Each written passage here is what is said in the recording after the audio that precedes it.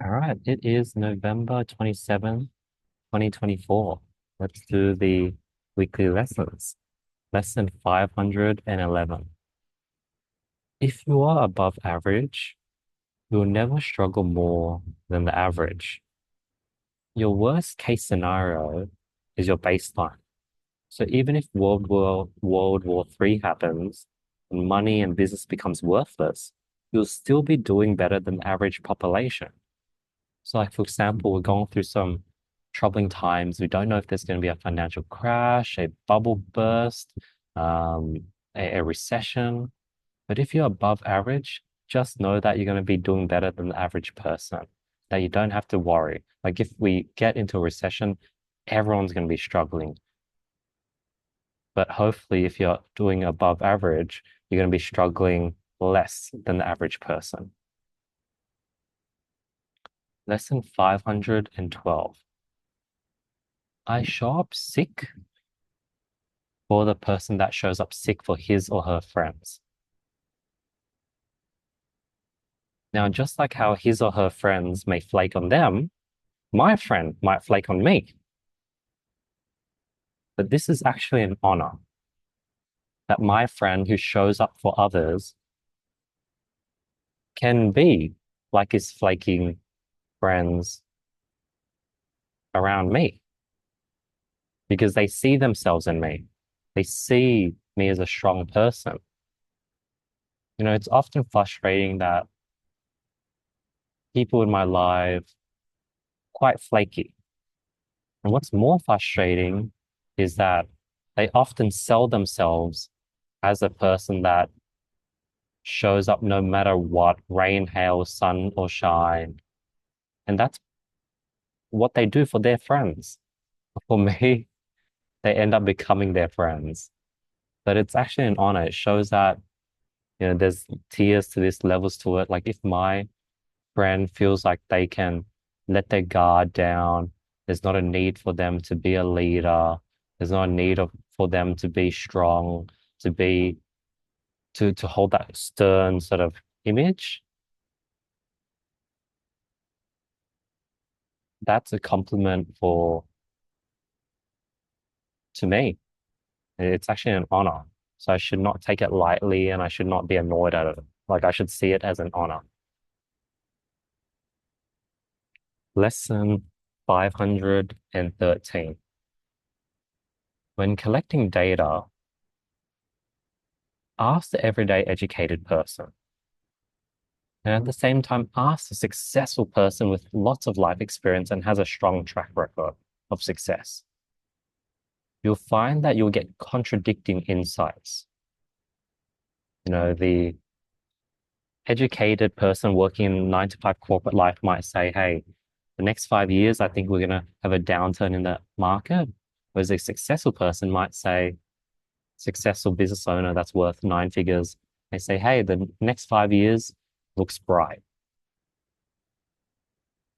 And you might be like, oh, damn, like this is so bad getting contradicting advice, but it's actually a good thing because it just helps confirm the insights of the successful person because he's consistently been right, been correct to get to where he is today.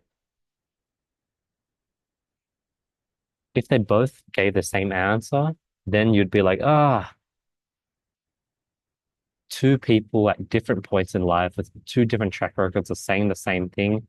That's when you should be confused. But when they're saying the opposite thing, that actually just validates the successful person's insights. Because the 9 to 5 corporate person, if they consistently called things correctly, they wouldn't be slaving away for some company. They wouldn't be where they would be today.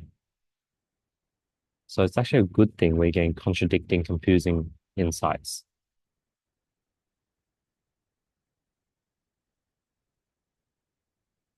Lesson 514. Every year, my life puzzle breaks. Some pieces shrink, some pieces grow, the borders expand out, and the puzzle just breaks on its own. And I try my best to hold it together. And it's tiring, it's exhausting. But eventually I let go and I scramble the pieces and I rebuild it from scratch, refitting each person and aspect of my life where they now better fit.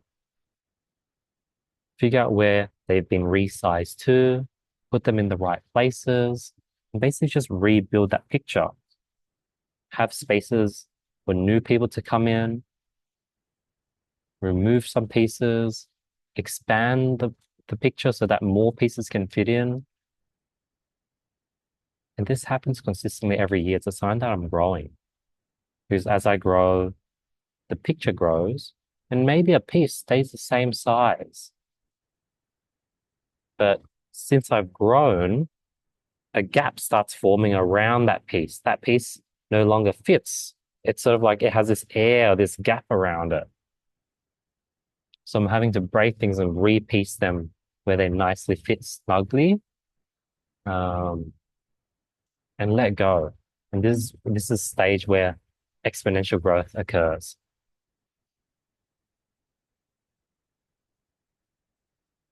Lesson 515. This weight vest, it's 15 kilos. The shoulder seams was sort of tearing apart. And I thought about sewing it back together, but the instant thought was like, there's no way that some threads could hold this seam together because it's carrying 15 kilos. It's a very heavy weight vest. Like, how could threading some strings hold it together? But I went ahead and tried anyways. I looped the thread again and again and again, layers and layers of these thin threads together. And it eventually created a strong bond, a very strong bond. Like I just stacked it again and again and again. It reminded me of how life is the same. Every day, whether you're working out, running, reading, learning, you're sort of stacking these tiny threads. Independently, it feels like me doing that 10 push-ups, me doing this morning run, me filming this lesson. It feels like it doesn't make any impact at all. But if I'm stacking it 100 of these, 100 weeks in a row, that will form something very strong and cohesive. So yeah, as you're building up, stacking those threads, building up 10, 20, 50 back-to-back threads, you'd be surprised that you're now able to carry so much weight. Just like how I'm surprised that all those threads is able to now carry 15 kilo plus worth of weights on my vest. So keep stacking those threads, and you in 2, 3, 4 years' time, you'd be surprised that now you have a chiseled six pack. You're able to easily knock out 50, 60, 70 concentrated work hours a week. You're able to say yes to everything and have a week's packed of schedule and be peace and content. Lesson 516. Have grace for each stage of human development, as each previous level is significant and fully needed. Molecules don't hate and oppress atoms. They love atoms so much they include and they embrace them in their own. So when it comes to life, have grace for the person that doesn't have enough capacity to join this morning run with you. Have grace for the person that is a bit cocky and sees themselves as unequal to you and doesn't really respect you and see the amazing and talented person you are. All these people, you personally had to go through that. Like I had to go through those stages. The reason why I can see it clearly and I can relate to it because I was that person. So one, see that if I'm annoyed at them, I'm actually annoyed at a past me. But then two, I need to learn how to include and embrace them in their own, meaning where can I fit them in my life? Find a place for them. If they're putting effort to stay in my life, find a place that I can fit them into. Embrace them. Realize that I was that once.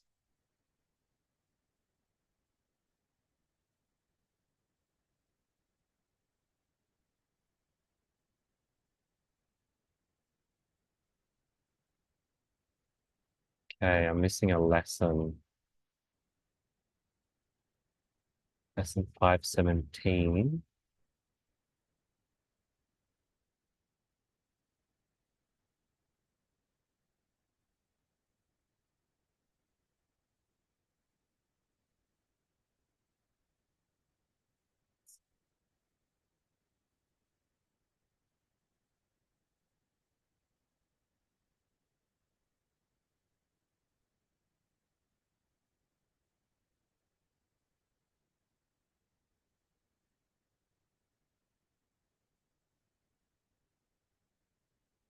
Okay, lesson 517.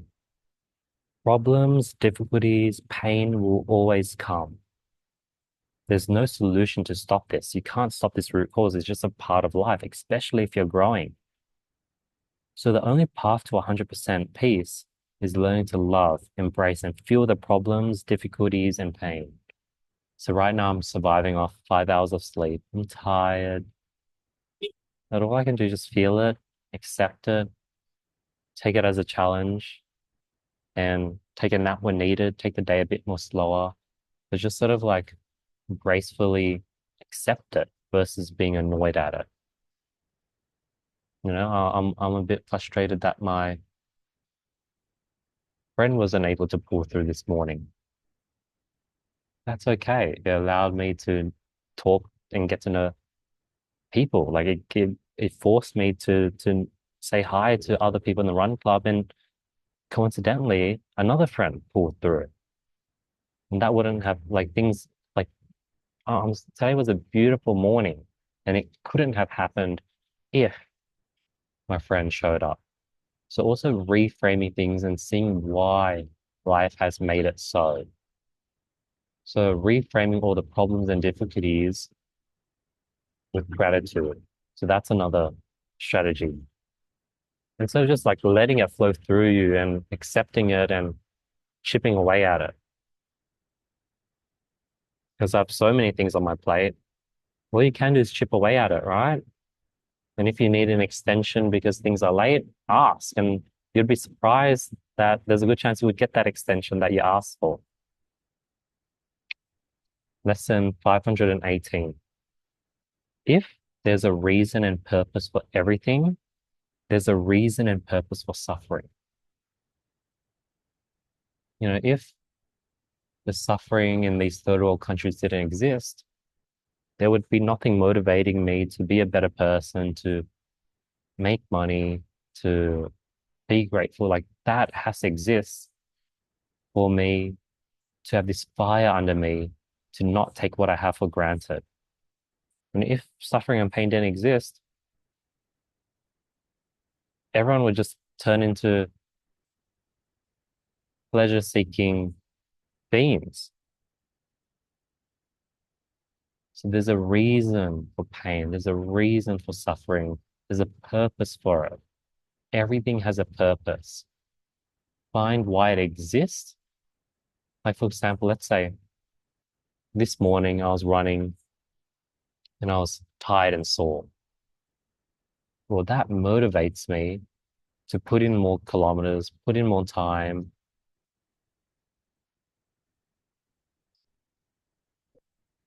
so that I can become stronger and that it hurts less. What's another example of pain or suffering? I'm going to be driving home and there's going to be a ton of traffic, but that's going to give me a chance to slow down, listen to some music, get present, meditate, and just wind down and get ready for the day. There's a purpose and reason for everything.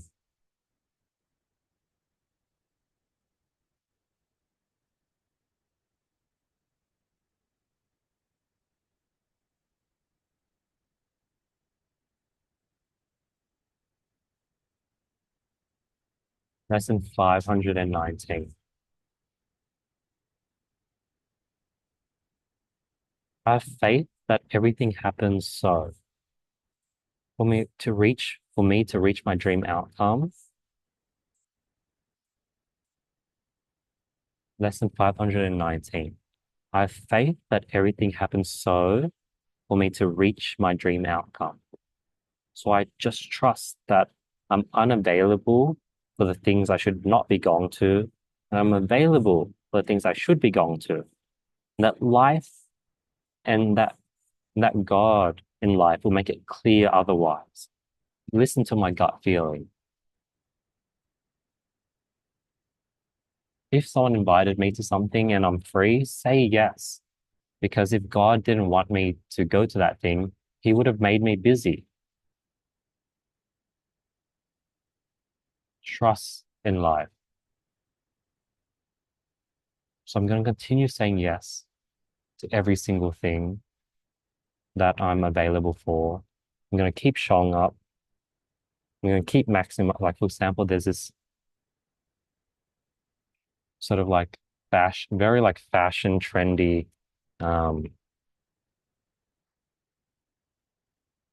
it's called Second Life markets, where people create pop-up shops selling their sort of old clothes, and everyone shows up really fashionable, and it looks very intimidating. It's so out of my comfort zone, but I was invited to it, so I'm going to show up because I'm free. Yeah, and trust that if God or life didn't want me there, something will pop up to like force me to say no.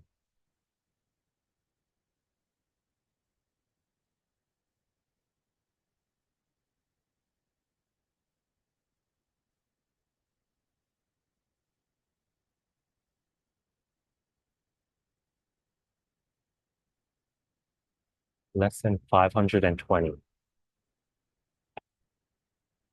People saying I have so many friends don't realize that low prices attract many customers. Now, I might say I don't have any friends. High prices attract fewer customers. Like this quote really like it really resonated with me. I was like, huh, that's true. The price to be my friend is very, very high. And as a result, I don't have many customers. I don't have many friends. But most people have a low price, they have low standards. And as a result, they have many, many friends. It was a perfect, clear metaphor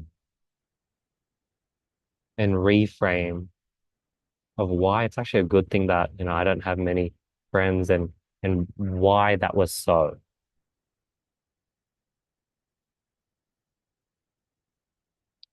Lesson 521. As you grow, your conversations will get deeper. And 90% of the time, your friends' open-mindedness will be capped at a certain level, leading you guys to grow apart. So here are examples for levels of openness. Level one, maybe just talking about work and talking about navigating work politics. Level two, talking about biohacking, talking about using red light therapy, the dangers of tap water. It requires someone that is a bit more knowledgeable and open-minded to talk about that. Level three, maybe talking about the global elites, talking about Bill Gates maybe being evil. That requires an even more large amount of open-mindedness.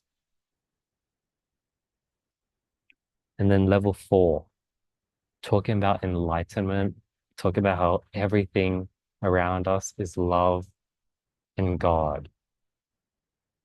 See how as you keep going deeper and deeper, people will start dropping off. And that's okay.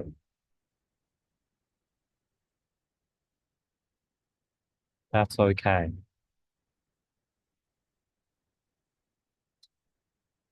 And I need to learn that all the people at these different stages,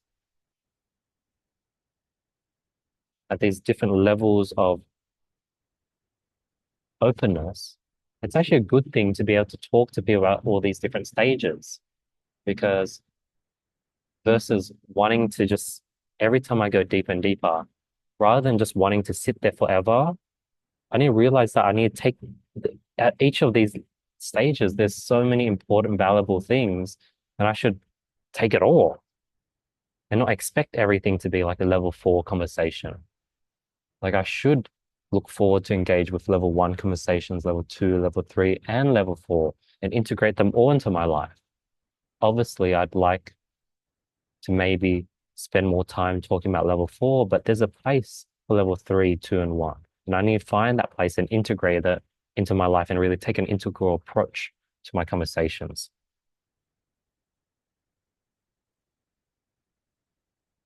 Lesson 522.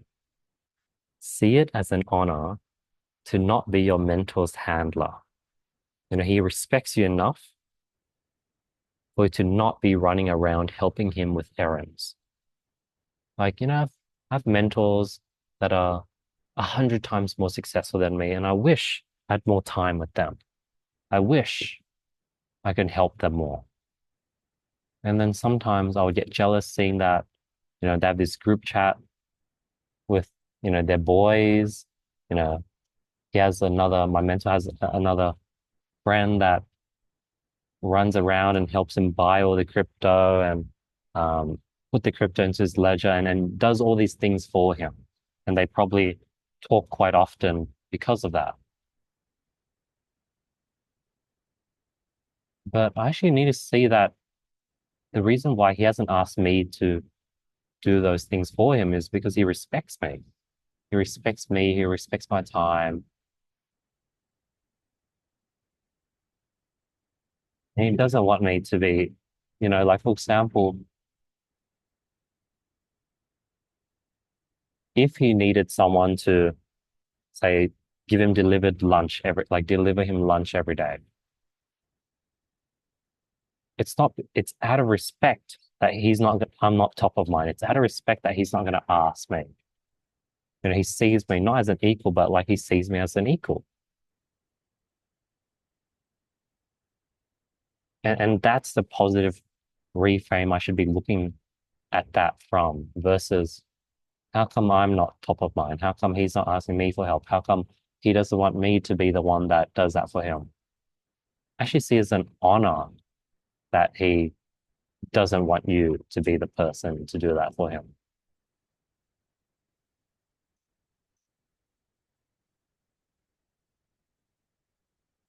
Lesson 523. A man's true character is revealed when they're at their lowest point. When someone's maxed out,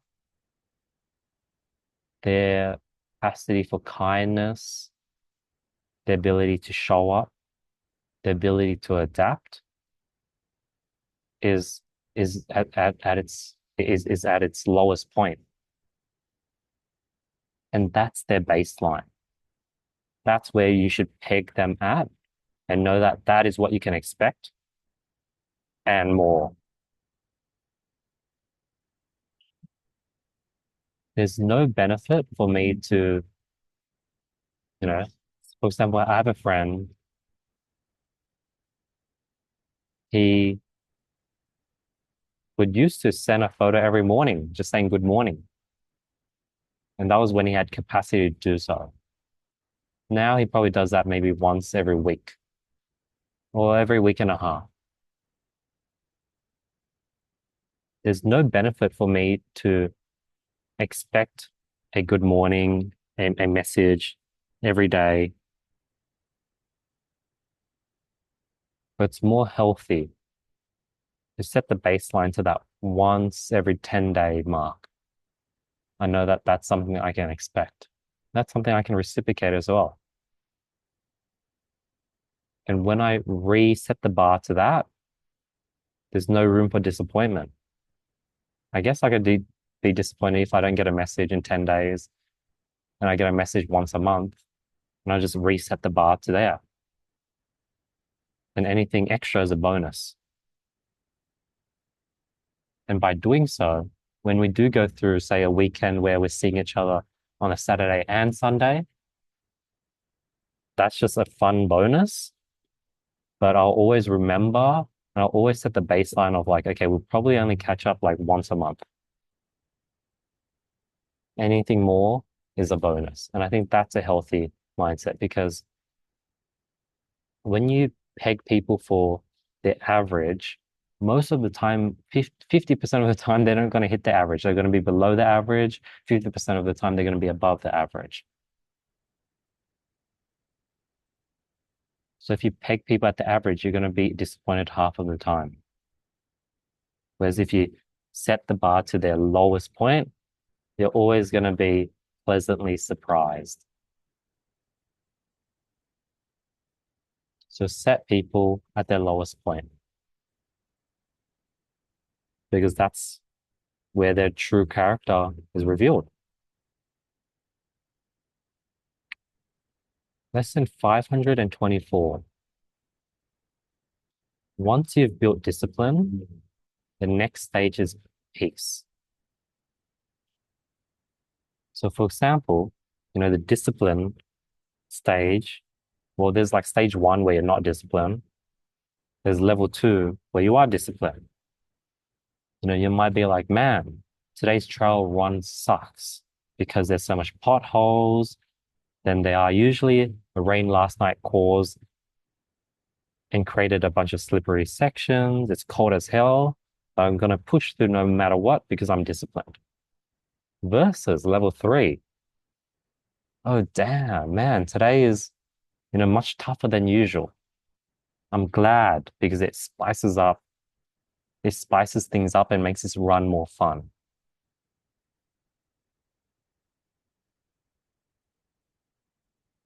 So I think that's sort of the next stage, going from discipline to peace, being able to flow like water, go with whatever the circumstance is. Don't be annoyed that I got 5 hours of sleep. Don't be annoyed that my friend didn't show up today. Things usually end up happening for a reason and for the better. See everything as a positive. See that little road, see that little speed bump as a piece of a bigger vision, a bigger picture. And that speed bump needed to happen to form this beautiful painting in the end. That little error, that little mistake, that little mark, that discoloration was needed to form the final beautiful picture. Testing. Yep, mic's still working. Lesson 525. Feeling and accepting everything as is. Feel it. Feel the sadness. Feel the exhaustion. But don't tag that feeling positively or negatively. There's this viral clip of a dad, and the dad laughed when his baby girl hit her head. And the baby started to laugh too. Obviously, it didn't mean the head bump didn't hurt, but we've been programmed on how to respond to things. We've been programmed to be let down and sad when someone flakes on you. We've been programmed to believe we need 8 hours of sleep every day. So if you get five, you're going to perform less and you're going to be sad and down and out. Feel how you feel the scenario that occurs. And don't judge it positive or negatively. Like right now, I'm a bit tired. All I can do is feel it and don't see it as a positive or negative. It is what it is. Whereas we've been programmed to tag this feeling negatively, I'm gonna learn to feel things and not tag it positively or negatively. But yeah, that is the lessons for this week. I'll see you guys next week. Peace.